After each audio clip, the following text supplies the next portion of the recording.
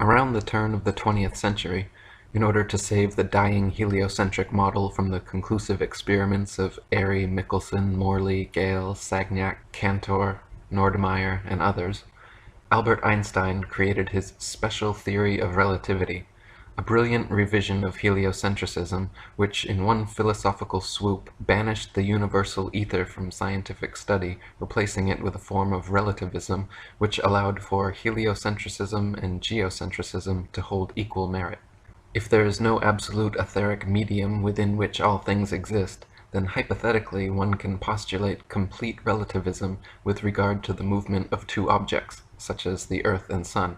At the time, the Michelson-Morley and Michelson-Gale experiments had already long measured and proven the existence of the ether, but the Church of Heliocentrism was not to be deterred. Einstein never tried to refute the experiments scientifically, choosing instead to object philosophically with his notion of absolute relativity, claiming that all uniform motion is relative, and there exists no absolute state of rest anywhere in the universe. Nowadays, just like the theory of heliocentrism, Einstein's theory of relativity is accepted worldwide as gospel truth, even though he himself admitted geocentrism is equally justifiable.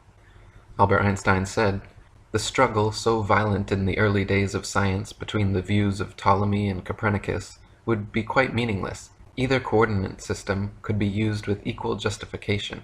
The two sentences, 'the sun is at rest and the earth moves,' or 'the sun moves and the earth is at rest,' would simply mean two different conventions concerning two different coordinate systems." George Ellis said, "People need to be aware that there is a range of models that could explain the observations.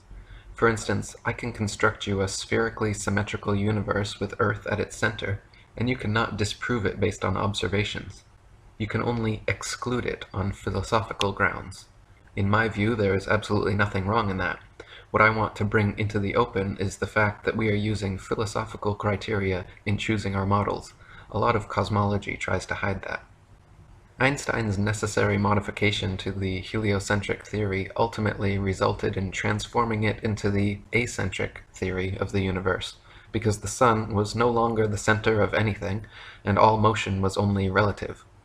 Acentrists soon began postulating that not only is the Earth spinning 1,000 miles per hour and revolving 67,000 miles per hour around the Sun, but the Earth, Sun, and entire solar system as a whole are simultaneously rotating around the Milky Way galaxy at 500,000 miles per hour.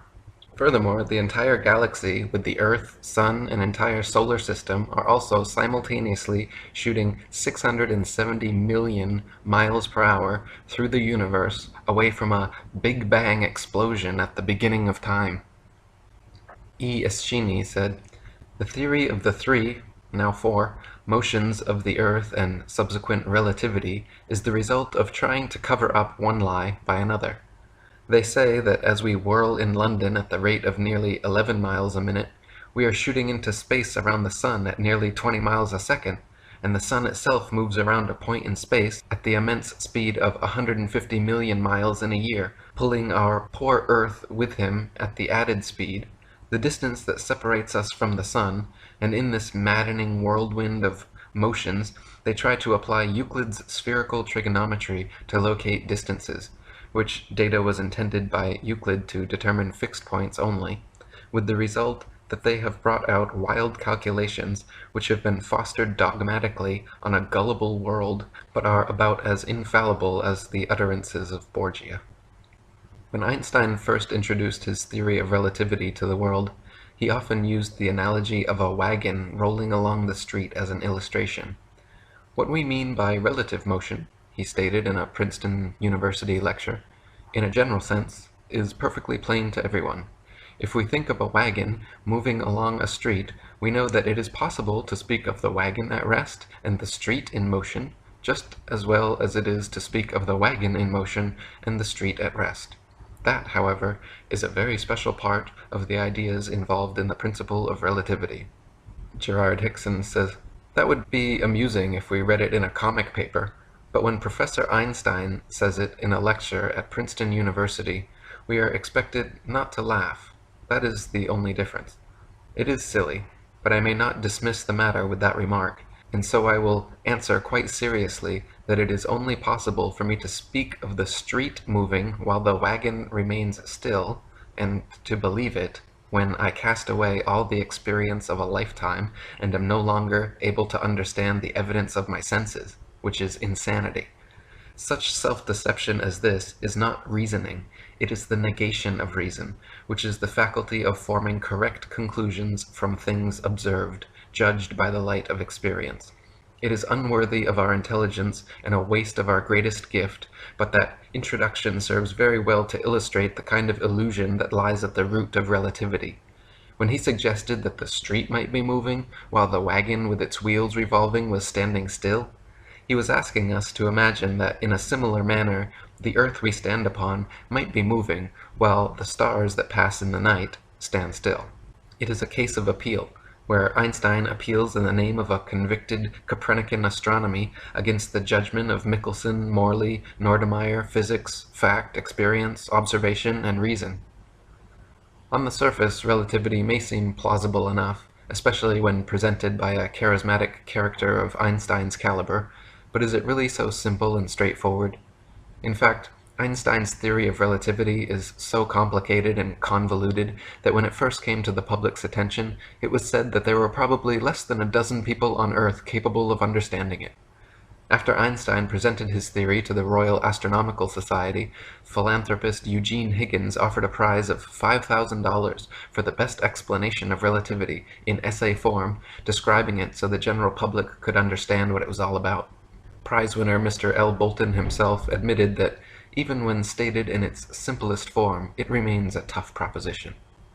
Along with Einstein's denial of the ether and anything absolute, except the absoluteness of relativity, he had to create a litany of new terms and ideas, each depending upon another and contributing to support the whole.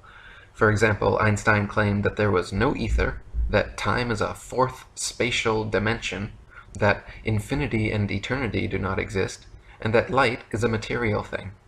This meant that time must be added to the three dimensions of length, breadth, and thickness, that space be renamed a continuum, and points in the space-time continuum be renamed to events. Gerard Hickson said, "What we have always known as a point in the terms of Euclid, Einstein calls an event. But if words have any meaning, a point and an event are two totally different things, for a point is a mark, a spot or place, and is only concerned in the consideration of material things, while an event is an occurrence, it is something that happens. There is as much difference between them as there is between the sentence, 'This is a barrel of apples,' and 'These apples came from New Zealand.'" While claiming time as a fourth dimension, Einstein explains that by dimension we must understand merely one of four independent quantities which locate an event in space. This is to imply that the other three dimensions which are in common use are independent quantities, which is not the case, for length, breadth, and thickness are essentially found in combination. They coexist in each and every physical thing so that they are related. Hence they are not independent quantities. On the contrary, time is an independent quantity. It is independent of any one or all the three proportions of material things. It is not in any way related, and therefore cannot be used as a fourth dimension. Einstein's theory of relativity claims that light is a material thing which therefore has weight and is subject to gravity.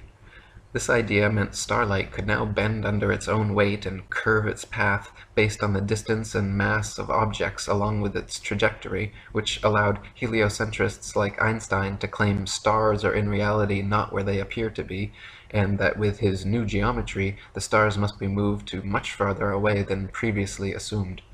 Einstein's law of the constancy of the velocity of light states that light always travels at the same speed, 186,414 miles per second, or 671,900,400 miles per hour.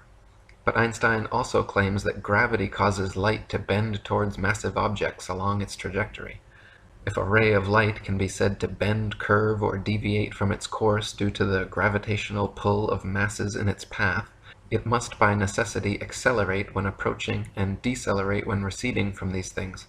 However, if light can bend under its own weight, or under the law of gravitation as Einstein claims it does, then it is not and cannot be absolute. Gerard Hickson says, strangely enough, while Einstein claims that everything is in motion and nothing is stable, he allows one thing, and one thing only, to remain outside the realm of relativity, independent of everything else. He claims that the velocity of light is constant under all circumstances, and therefore is absolute. This is a blunder of the first magnitude, but I do not imagine that he fell into it through an oversight, for it is quite evident that he was driven into this false position. He was compelled to say that the velocity of light is constant, because if he did not, his new geometry would be useless. We are told that light is a material thing, and that a beam of light is deflected from a straight line by the gravitation of any and everything that lies near its course as it passes within their sphere of influence. And we are further assured that light always maintains a uniform speed of 186,414 miles per second. We have, however, to remind Professor Einstein that this was determined as the result of experiments by the physicists Fizeau, Foucault, Cornu, Michelson, and Newcomb, all of which experiments were conducted within the Earth's atmosphere, on terra firma. In all these experiments, a ray of light was reflected between two mirrors several miles apart, so that it had to pass to and fro, always through the atmosphere, and it is not to be supposed that light or anything else can travel at the same speed through the air as it would through the vacuum Einstein supposes space to be. Let us reverse this in order to realize it better. It is not to be supposed that any material thing travels at no greater speed through a vacuum than it does through air, which has a certain amount of density or opacity. If anything does not distinguish the difference between air and a vacuum, then it is not a material thing. It cannot be matter. On the other hand, anything that is matter must, of necessity, make such a distinction, and in that case, its velocity cannot be constant. Conventional wisdom before Einstein's theory was that light was not a material thing, that it discharged in a straight line in every direction from the source, that it could not be influenced by gravity, could not bend, curve, or be deflected from its course by anything. As Lord Kelvin said, light diverges from a luminous center outwards in all directions. Its velocity may be affected according to the density of the medium through which it passes, but this fact simply proves Einstein's law of the constancy of the velocity of light is incorrect. Gerard Hickson said, the length of the course used by Newcomb in the final determination of the velocity of light was 7.44242 kilometers. If the ray of light had deviated by a hair's breadth from an absolutely straight line, it never could have passed through the interstices between the very fine teeth of his revolving wheel, or returned precisely to the appointed spot on his sending and receiving mirrors, which were 3.72121 kilometers apart. The fact that the ray of light did pass from mirror to mirror, and through the wheel, proves that it maintained a straight line, hence it is certain that it was not deflected from its course by the gravitation of the earth between the two mirrors, wherefore it is obvious that it was not affected by gravitation. So we find that the very experiments by which the accepted 186,414 miles per second as the velocity of light was measured, experiments which were carried out with the utmost painstaking and minute attention to detail, prove that a ray of light is not influenced by the gravitation of the earth in the slightest degree.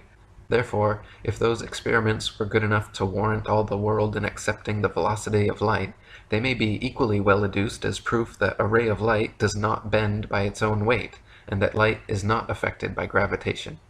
Relativity is clever, but it belongs to the same category as Newton's law of gravitation and the Kant-Herschel-Laplace nebular hypothesis, in as far as it is a superfine effort of the imagination seeking to maintain an impossible theory of the universe in defiance of every fact against it.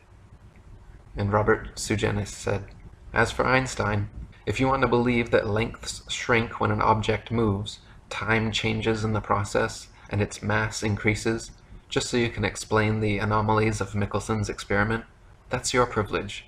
But I'd just as soon answer it by saying that mass, time, and length stay the same, and the Earth isn't moving, and I'm just as scientific as you for saying so.